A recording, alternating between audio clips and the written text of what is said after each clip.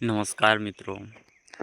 आज हम polity and Indian constitution के महत्वपूर्ण टॉपिक संविधान का महत्व या इम्पोर्टेंस ऑफ कॉन्स्टिट्यूशन की बात करेंगे साहब। ठीक है, तो चलिए देखते हैं कि संविधान का महत्व क्यों है। तो साहब हम टॉपिक वाइज पढ़ेंगे। जैसे पहला टॉपिक क्या बोल रहा है कि देश का सुप्रीम लॉ है कॉन्स्टिट्यूशन। ठीक है, कैसे हैं देखते हैं।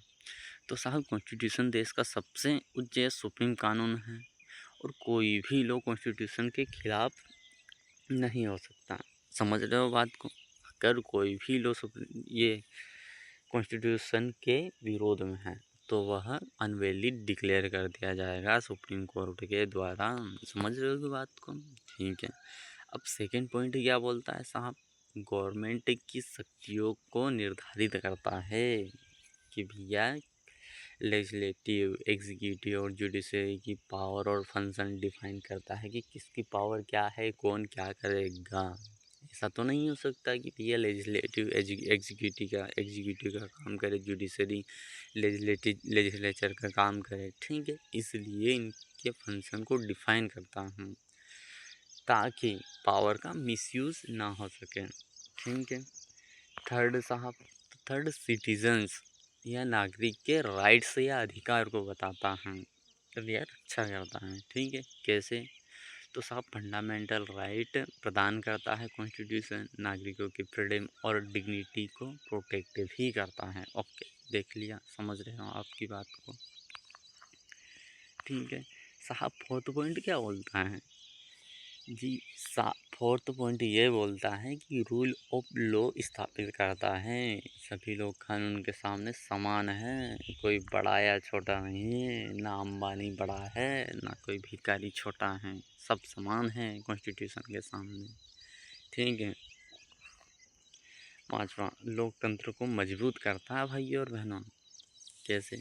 तो फ्री एंड फेयर इलेक्शन का फ्रेमवर्क देता है। इसके लिए इलेक्शन कमीशन ऑफ इंडिया है जो फ्री एंड फेयर इलेक्शन करवाता है, पीपल्स पार्टिसिपेशन इंश्योर करता है। समझ रहे हो बात को। ठीक है, सिक्स साहब, राष्ट्र एकता और अखंडता देश को एक सूत्र में बांधता है, यूनिटी इन डाइवर्सिटी को बढ़ावा देता है। जी गुरु जी। ठीक है साहब, संविधान का उद्देश्य क्या है साहब, ऑब्जेक्टिव ऑफ कॉन्स्टिट्यूशन बताइए। तो साहब कॉन्स्टिट्यूशन के ऑब्जेक्टिव जो है ना प्रियम्बल से लिए गए हैं। ठीक है, भारत के प्रियम्बल या उद्देशिका से लिए गए हैं। समझ रहे हो बात को।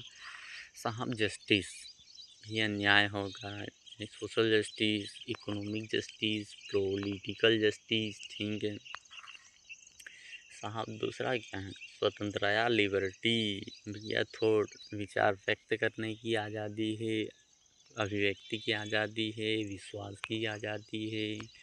तुम मेरे में विश्वास करो या किसी भगवान में विश्वास करो, विश्वास की आज़ादी है कॉन्स्टिट्यूशन के अनुसार। ठीक है, फैथ, आस्था, अब तुम हमें भगवान मानिए या ये ईसाई भगवान को मानिए या हिंदू भगवान को मानिए, ये आपका अपना मैटर है। ये कौन देता है साहब, संविधान के अंतर्गत प्रियम्बल।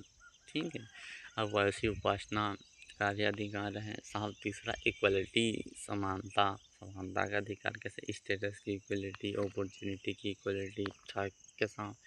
चौथा साहब फ्रेटर्निटी, बंधुता, कैसे साहब, तो सभी नागरिकों में भाईचारा और यूनिटी को बढ़ावा देता है कॉन्स्टिट्यूशन। ओके, और इंडिविजुअल डिग्निटी और नेशनल इंटीग्रिटी को भी सुरक्षित रखता है। जी गुरु जी। पाँचवा, सोवरेनिटी, मतलब संपूर्ण प्रभुत्व संपन्न। भैया भारत जो है ना किसी देश के अंडर नहीं आता।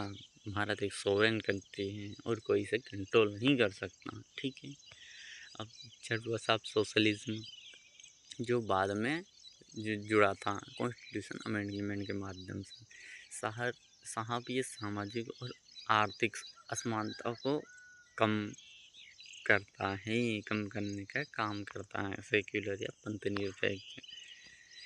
गुरुजी, सभी धर्मों को समान सम्मान मिलेगा इसके माध्यम से, पंथ निरपेक्षता के माध्यम से। और डेमोक्रेटिक रिपब्लिक, हम लोकतांत्रिक गणराज्य हैं। कैसे, क्योंकि सरकार लोगों के द्वारा चुनी जाती है। ऐसा नहीं है कि राष्ट्रपति या प्रधानमंत्री हेरिडेटरी रूलर होगा। साहब बेटे का बाप होगा प्रधानमंत्री तो बेटा प्रधानमंत्री नहीं बनेगा। वह हो सकता है कि इलेक्टेड होके बने, पर डायरेक्ट नहीं बनेगा। ओके साहब, हमने ये इतनी बात कर ली। अब आपको बता दें कि ये जो टॉपिक हमने पढ़ा उससे हम मेंस में क्या है तो मिल सकते हैं। तो मेंस की 2 लाइन में आप देखिए, इसे अब एज इट इज़ या कुछ लाइनों में परिवर्तन करके अब मेंस में यदि लिखें तो आपको मेंस सेकंड में नंबर इंक्रीज कर दें और आंसर को भी अच्छी दिखने में बहुत हेल्प कर देगा। तो चलिए बताते हैं। तो साहब, भारतीय संविधान देश का सर्वोच्च कानून है जो शासन की संरचना, नागरिकों के अधिकार तथा राज्य के कर्तव्यों को निर्धारित करता है भाई। इसका मुख्य उद्देश्य न्याय, स्वतंत्रता, समानता और बंधुता स्थापित कर लोकतांत्रिक, समाजवादी, धर्मनिरपेक्ष तथा एकीकृत राष्ट्र का निर्माण करना है जी। अब साहब, प्रीलिम्स के लिए फैक्ट देख लेते हैं ताकि हमें सहूलियत हो, हमें फ़ायदा दे प्रीलिम्स में। ठीक है, प्रीलिम्स के ट्रैप में फंसे ना और हम पास हो जाए, हमारे प्रीलिम्स क्वालिफाई हो जाए। तो दोस्तों, प्रियम्बल को कॉन्स्टिट्यूशन के आइडेंटिटी कार्ड कहते हैं, परिचय पत्र कहते हैं, फिलोसॉफी ऑफ द कॉन्स्टिट्यूशन कहा जाता है। ठीक है, और बी आर अम्बेडकर को क्या कहा जाता है साहब? Father of the Indian constitution कहा जाता है। ठीक है दोस्तों, thanks for watching and supporting this video.